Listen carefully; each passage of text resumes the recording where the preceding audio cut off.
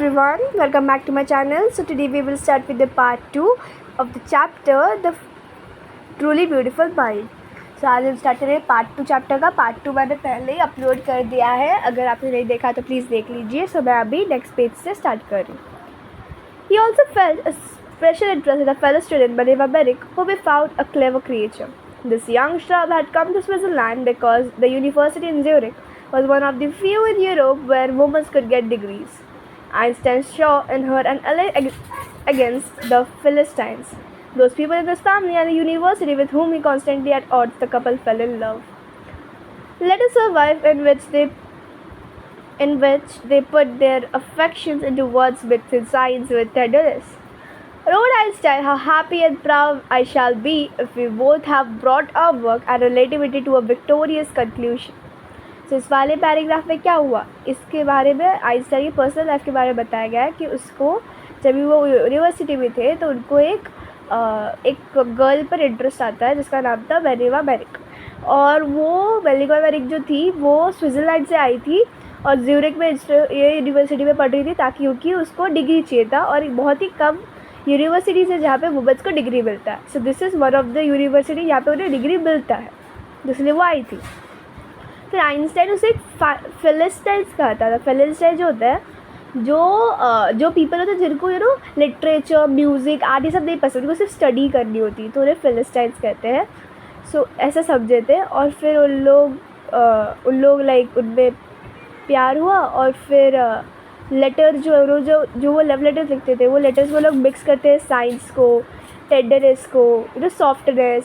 और लिखा था आइंस्टाइन ने कि मैं कितना खुश होगा जब भी हम दोनों अपने काम को साथ में करेंगे. Okay, so next one. In 1900, at the age of 21, Albert Einstein was a university graduate and unemployed. He worked as a teaching assistant, gave private lessons and teaching, and finally secured a job in 1902 as a technical expert to the patent office in Bern. While he was supposed to be assisted other people's invention, Einstein was actually developing his own ideas in secret. He said to be jokingly as a desk drawer at the work of the Bureau of Theoretical Physics. क्या हुआ 1900 में जब वो 21 साल का था उसको पूरा ग्रेजुएशन हो गया था पर उसको काम नहीं मिला था. He was unemployed. तो उसने क्या किया, उसने टीचिंग चालू किया, पढ़ाना चालू किया, सबको प्राइवेट लेसन देना चालू किया. पर फाइनली वो 1902 को उसको जॉब मिल गया एज अ टेक्निकल एक्सपर्ट. कहाँ पे उसका ऑफिस का नाम था पेटेंट ऑफिस जो कि बर्न में था. तो यहाँ पे फिर क्या हुआ, वो सब लोग अपना इन्वेंशंस करते थे पर आइंस्टाइन जो था वो खुद का ही आइडिया सीक्रेटली बनाता था, छुप छुप के बनाता था. तो उसे सब जोकिंगली लाइक हंसी मजाक से डेस्क ड्रॉअर कहते थे. और वो उसका जो वर्क था वो था bury of theoretical physics. I hope you understood. One of the famous papers of 1905 was Einstein's special theory of relativity, according to which time and distance were not absolute. Indeed, two perfectly accurate clocks will not continue to show the same hand if they are come together again after the journey.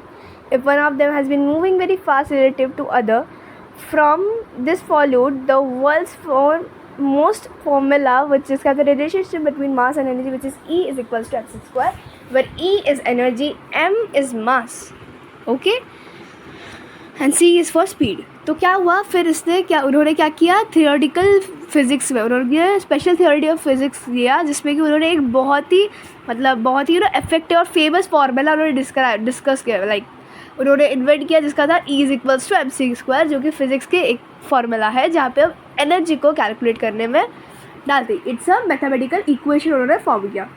ठीक है. और उनका जो पूरा journey बताया कि उन्होंने कैसे ये सब लाइक एक क्लॉक है, क्लॉक का जो 2 कांटे हैं वो सेम नहीं हो सकती, ये सब उन्होंने लाइक मिला के उन्होंने एक फॉर्मूला रेडी किया जो कि इक्वेशन है which is E is equals to mc square, जहाँ पे E होता है एनर्जी, M होता है मास, C होता है स्पीड जो कि स्क्वायर है. ओके, तो इससे हम तीनों में से कोई भी एक वैल्यू ढूंढ सकते हैं. So this is a very famous physics formula. While Einstein was solving the most difficult problems in physics, his private life was unraveling. Albert wanted to marry Maleva right after finishing his studies, but his mother was against it. She thought Maleva, who was 3 years older than her son, was too old for him.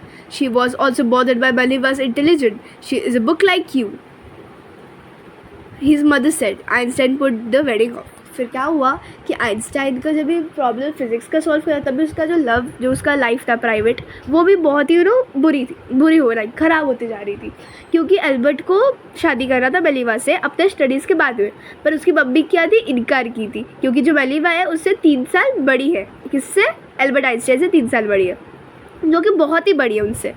और वो उनको बहुत डर लगता है, क्योंकि मेलिवा बहुत ही intelligent है, बहुत ही उसको ना होशियार है। और ये मेलिवा जो है आइंस्टाइन के लिए जैसे बुक ही है पूरा। तो इसीलिए फिर आइंस्टाइन ने क्या किया, वेडिंग को, शादी को ठुकरा दिया।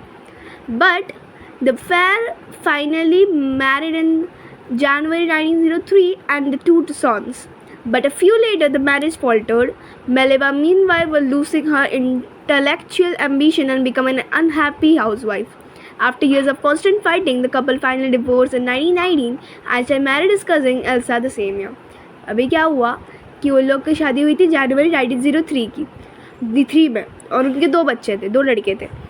और बहुत साल बाद उनका मैरिज है ना बहुत ही अनहैप्पी होने लगा, क्योंकि मेलिवा बहुत ही इंटेलिजेंट थी और वो एक अनहैप्पी हाउसवाइफ होने लगी। उसको कुछ करना था, उसको अपने लाइफ में कुछ एम्बिशंस थे, कुछ एम्स थे। तो क्या हुआ, फिर बहुत ही झगड़ा होते फाइनली उन लोगों ने डिवोर्स कर दिया 1919 में। और उसी ईयर यानी 1919 में ही आइंस्टाइन अपने एल्सा कजिन, उसकी बहन से शादी की। Okay, Einstein's new personal chapter coincided with his rise to world fame.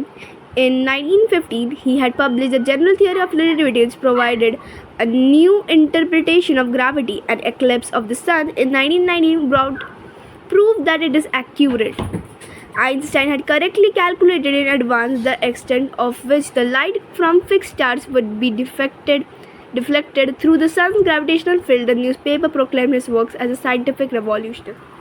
क्या हुआ, ये पूरा उनके वर्क के बारे में बताया कि कैसे उन्होंने जनरल थियरी ऑफ रिलेटिविटी 1915 को पब्लिश की थी, इट्स लाइक अ मैगजीन, और कैसे सन का एक्लिप्स। इस वाले में पैराग्राफ में बताया कि जैसे सोलार एक्लिप्स यानी सूर्य ग्रहण, लूनार एक्लिप्स यानी चंद्र ग्रहण, ये सब के उन्होंने सारे रिसर्च किया, और लास्ट में उन्होंने ये सारे रिसर्च को न्यूज़पेपर प्रोक्लेम किया, और ये एक साइंटिफिक रिवॉल्यूशन। और इसीलिए उन्हें Einstein receive the Nobel prize for physics in 1921। He was showered with honours and invitations from all over the world and lauded by the press. तो क्या हुआ, उन्हें 1921 को नोबेल प्राइज़ मिला फिज़िक्स के लिए, और उन्हें पूरे वर्ल्ड ने उन्हें बहुत ही हॉनर और रिस्पेक्ट दिया। When the Nazis came to power in Germany in 1933, Einstein immigrated to US. 5 years later, the discovery of lunar friction in Berlin had American physicists in an uproar. Many of them had fled from fascism just as Einstein had, and now they are afraid the Nazis could build and use the atomic bomb. अभी क्या हुआ, जब भी 1930 Einstein था Germany का, तो 1933 जब भी नाजीज यानी हिटलर जब भी जर्मनी में पावर किया, तभी उन लोगों ने क्या किया, वो जर्मनी से भागकर यूएस में चले गए। फिर 5 साल बाद, यूएस में जाने के 5 साल बाद क्या हुआ, डिस्कवरी ऑफ न्यूक्लियर वेपन, जो एटम बम होता है, उसकी डिस्कवरी हुई सारे बर्लिन में। और सबको बहुत ही डर लग रहा था, क्योंकि आइंस्टाइन को भी डर लगा था कि नाजीज़ जो ये बना रहे हैं वो ये यूज़ कर सकते हैं। क्या यूज़ कर सकते हैं? Atomic bomb. क्योंकि एटॉमिक बॉम्ब, ये आइंस्टाइन को पता था कि atomic bomb is not good, क्योंकि वो पूरे कंट्री को वो तबाह कर सकता है। क्या? न्यूक्लियर वेपन, जो कि क्या था, किसने इन्वेंट किया था? नाजीज़ ने, यानी हिटलर के पार्टी ने, नाजीज़ इन जर्मनी। तो इसीलिए उसने क्या किया, वो जब यूएस में थे, जो आइंस्टाइन जब यूएस में थे, तो उन्होंने उसके अगेंस्ट थोड़े बहुत स्टेप्स लिए। सो वो हम नेक्स्ट पेज में पढ़ते हैं। Okay, I hope you understood. At the urging of a colleague, Einstein wrote a letter to our American President Franklin D. Roosevelt on 2nd August 1939, in which he warned a single bomb of his time exploded in the port might very well destroy the whole port, together with some of the surrounding territories. His words did not fail to have an effect. The Americans developed the atomic bomb in a secret project of their own and dropped it on the Japanese city of Hiroshima and Nagasaki in August 1945. अब क्या हुआ, अभी ये America लोगों ने, US वालों ने बनाया था कि हम छोड़ेंगे क्या एटॉमिक बॉम्ब, अभी तभी ये सब पता था आइंस्टाइन को कि ये बहुत ही बुरा होगा, तो उन्होंने क्या किया, उन्होंने लेटर लिखा है अमेरिका के प्रेसिडेंट जिनका नाम था फ्रैंकलिन डी रूजवेल्ट ऑन 2 अगस्त 1939 को, और उन्होंने ये वार्निंग भी दी थी कि अगर एक सिंगल बम ऐसा किया तो पूरा वो पोर्ट या फिर दूसरे टेरिटरी को भी तबाह कर देगा, बट उन्होंने नहीं सुना। उन्होंने क्या किया, अमेरिकन वालों ने उन्होंने ये एटॉमिक बॉम्ब को सीक्रेट प्रोजेक्ट में बनाया और उसे हिरोशिमा और नागासाकी जापानीज सिटी में ड्रॉप कर दिया। कभी अगस्त 1945 को। Einstein was deeply shaken by the extent of the destruction. This time he wrote a public missive of UN, United Nations. In it he proposed the formation of the world government, unlike the letter to Roosevelt. This one made no impact, but over the next decade, Einstein got even more involved in politics, agitating for an end to an arms build-up and using his popularity to campaign for peace and democracy. अभी क्या हुआ, जब ये हुआ, जब इस hero से बात आगे सके बॉम्ब जब डाल दिया, तो क्या हुआ, इस डिस्ट्रक्शन, इतना डिस्ट्रॉयमेंट हुआ था, इतना तबाही हुई थी। आइंस्टाइन पूरे डीपली सेकेंड, उनको बहुत ही एक शॉक लगा, और तभी उन्होंने पब्लिक में लिखा, यूएन को, यूनाइटेड नेशंस को लिखा कि अब से गवर्नमेंट, ये मैंने रोजवेल्ट को लिखा था पर उन्होंने इसमें कुछ ध्यान नहीं दिया, पर अब से ये सब पीस और डेमोक्रेसी ला दीजिए और प्लीज़ आप ये एटॉमिक बॉम्ब का यूज़ बंद कर दीजिए। Okay, so when Einstein died in 55 at the age of 76, he was celebrated as a visionary and world citizen as much as scientific genius. तो क्या हुआ, जब भी वो डाइड, जो भी उनकी डेथ हो गई 1955 को, जब भी वो 76 ईयर्स के थे, तो उस दिन को as a world citizen day celebrate किया जाता है अभी भी, और विशनरी डे भी जाता है, और एक साइंटिफिक जीनियस डे के हिसाब से माना जाता है, बिकॉज जो आइंस्टाइन थे वो एक साइंटिफिक जीनियस थे, as he was a very great person. उनको नोबेल प्राइज़ मिला फिज़िक्स में, फिर उन्होंने इतना कुछ पब्लिक मिसिव लिखा, उन्होंने अब तक पीस और डेमोक्रेसी के लिए बहुत काम किया है, इसीलिए उस डे को as a world visionary and world citizen as much as a scientific genius day माना जाता है।